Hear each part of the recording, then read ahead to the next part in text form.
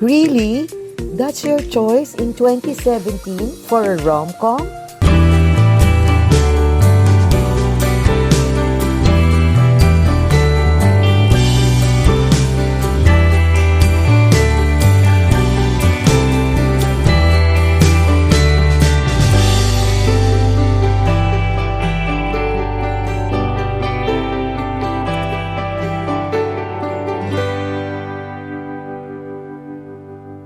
Hello, Chingu! Welcome back to the Soul in Me Korean Drama Review channel.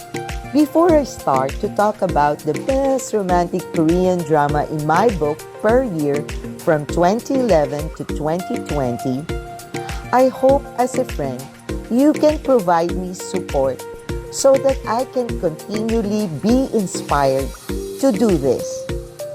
If you like the video, please don't forget to click that like button. If you like the content of the channel, please do subscribe. And then smash that notification bell so that you can be notified every time I upload a new content. Do comment below if you have anything to say about the video that you've just watched. And of course, if you do really like it, share it to your friends and family who are Korean drama addicts like us. Thank you so much for the support. So, Chingu, what can I recommend in my book per year, one of the best romantic Korean dramas from 2011 to 2020? Korean dramas, especially in the romantic genre, will really make you feel the romance and believe that there exist men or women like that. But Chingu, it may, if you are lucky. We can dream anyway. That is the reason why we as women love to watch romantic genre. So, Chingu, without further ado, these are the top romantic Korean dramas that I highly recommend you watch. One every year from 2011 to 2020. In 2011, Secret Garden, starring Hyun Bin and Ha Ji-won from SBS with 20 episodes that started in 2010 but ended in January 16, 2011. This is about a typical rich guy meets poor girl scenario. However, this drama was able to mix drama, comedy, and even fantasy on the mix really well without me cringing. Plus, I love the OST, especially That Man and That Woman. And by the way, FYI, this is sung by Hyun Bin.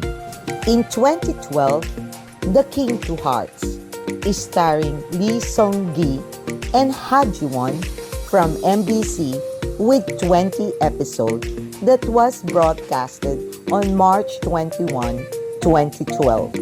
This is the best love story with a North and South Korean plot and characters in it. I know, Chingu, many of you love Crash Landing on Me. But in all honesty, in my humble opinion, Chingu, this is way better than that in story and substance. In 2013, Heirs, starring Lee Min-ho and Park Shin-hye from SBS with 20 episodes that was broadcasted on October 9, 2013. I actually found it difficult to choose on this year, which takes the cake for the romantic genre, because Master Son is also a favorite of mine. However, I ended up choosing Heirs because this is purely romance, unlike Master Son with a bit of fantasy in it. Like Secret Garden, Heirs is like between a rich boy and a poor girl. However, what I love about this K-drama, even if it is for the younger generation, it does tackle relevant issues that young generation do experience. And we, the older generation, generally judge these issues as shallow and inconsequential. Yet, it does affect who they become and define who they are. Another thing, Chingu, there are actually issues here that are very interesting and relevant to the older generation. A little bit of gossip as well. At the time, there's a news that Park Shin-hye got surprised that there will be a passionate kissing scene between her and Lee Min-ho, wherein the director didn't tell her ahead of time during filming. In 2014, Marriage, Not Dating is starring Yeon Woo-jin and Han Gru from TVN with 16 episodes that was broadcasted on July 4, 2014. This is also rich guy and poor girl scenario. But the difference is, it truly delved on a more relevant issues in relationships that supposedly leading towards marriage, like in-laws, finances, fidelity, preferences, etc., etc. And what I love about this K-drama, Chingu, is that it was able to deal with those things with really some funny moments, yet can happen and can be true. It does open a lot of doors for discussion that can be interesting to talk about with your friends or your partner if you do plan to get married. In 2015, Oh My Ghostess is starring Park Bo-young and Jo Jung-suk from TVN with 16 episodes that was broadcasted on June 3, 2015. This fantasy romance is to die for because of who else, Chingu? Jo Jung-suk. Although his character here is quite initially chauvinistic and the girl was too shy to create something out of herself at first. But both characters have evolved to become better, and the K-drama was able to establish both the characters' growth. This K-drama has certain flaws, but in the end, they were forgivable in my book, especially as it truly raised two important issues in an entertaining manner. What is that, Chingu? Death and being whole as a person and not relying to find who you are from your partner. Before I continue, Chingu, to the next half of the list, if you want to know the top 20 K-dramas for 2020 in my book, click and watch the link above.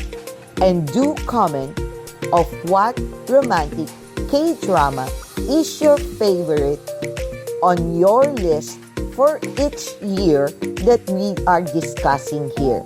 Are we the same? Please comment below.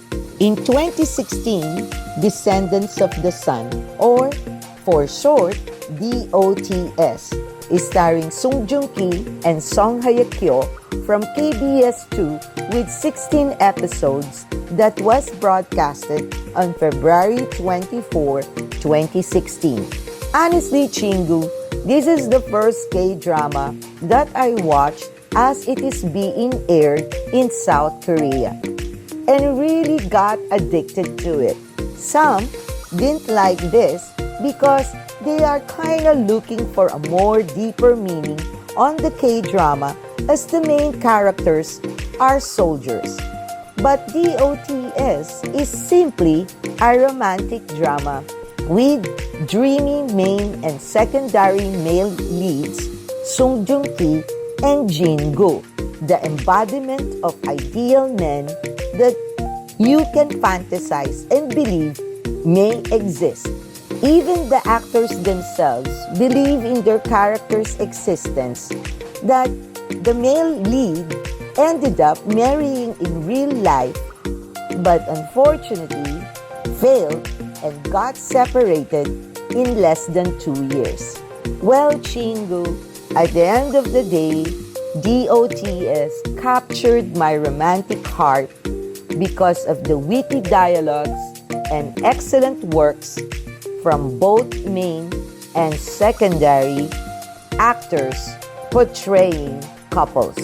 Okay, Chingu, are you agreeing to my list so far? If you like my choices, again, please do support the channel by clicking that like button, subscribe, hit that notification bell so you can be notified every time I upload a video. Also, I do recommend that you watch my review about Sweet Home being shown on Netflix. That is, if you are trying to decide whether to watch it or not, especially if you are those who doesn't like reading subtitles. Know if it is worth your time to watch it. In 2017, I'm Not a Robot, starring Yoo Seung-ho and Chae Soo-bin from KBS2 with 16 episodes or 32 short episodes that was broadcasted on December 6, 2017. What? This is my favorite drama in 2017? Yes, Chingu. I believe this is one of the K-dramas that is underrated, but really one of the best romantic stories that deal with robots. The script was well done and was able to lay down the small specifics that creates logic as to something related to its premise that majority of K-dramas with this topic about robots don't really establish the plot well, and you will need to leave your brains at the door. In 2018, Should We Kiss First, starring Kam Woo-sung and Kim Suna from SBS with 20 or 40 short episodes. That was broadcasted on February 20, 2018. You know, Chingu, it is a very rare occurrence that I'm able to watch a romantic K-drama that speaks about my generation, its concerns, and issues of my age, and the things we go through, yet made it all so interesting and entertaining to watch in all of its glorious 40 short episodes. There's no gimmicky plots, but just facts of life told in a tale beautifully, which one can fully appreciate and make you feel both its sadness and happiness on the character's journey. This is the beauty of Should We Kiss First.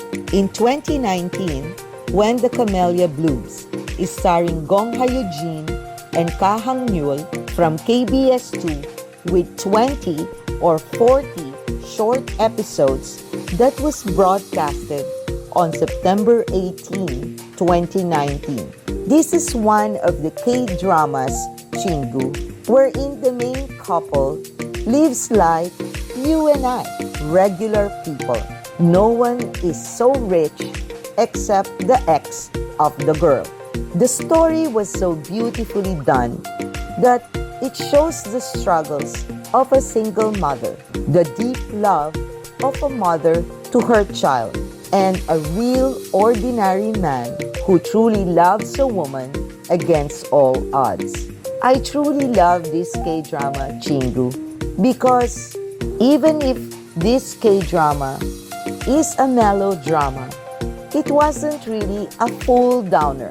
In fact, it is filled with hope despite the difficulties life has thrown to the characters. This provides us hope as well to be able to get and be successful in whatever challenges we encounter in our own lives.